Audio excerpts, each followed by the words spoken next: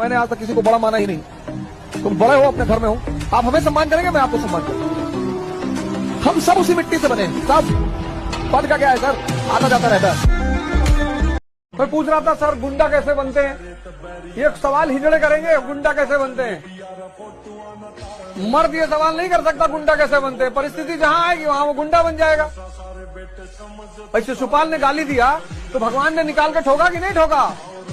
मेरा एक स्टूडेंट है, अभी आईएएस है। जिस दिन उसका इंटरव्यू था उसके एक दिन पहले उसके फादर की डेथ हो गई। तो शाम को फोन किया, कहा पापा से बात करो। तो उसकी माँ ने कहा कि देखो, पापा ने कहा कि अब मैं एक आईएएस अधिकारी से बात करूंगा, अब मैं अपने बेटे से बात नहीं करूंगा।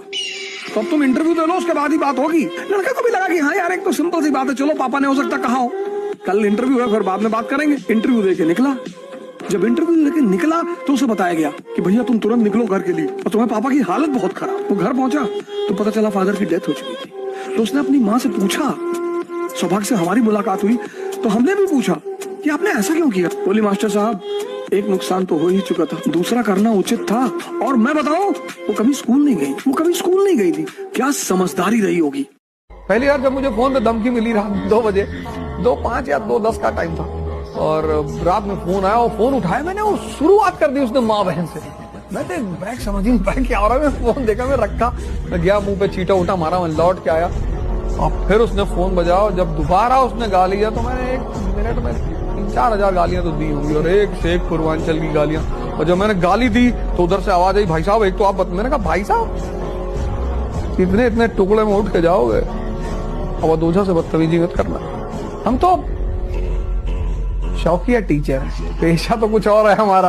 आप अगर अपनी गर्लफ्रेंड का मोबाइल चेक करते हैं तो आप मरे हुए इंसान हैं।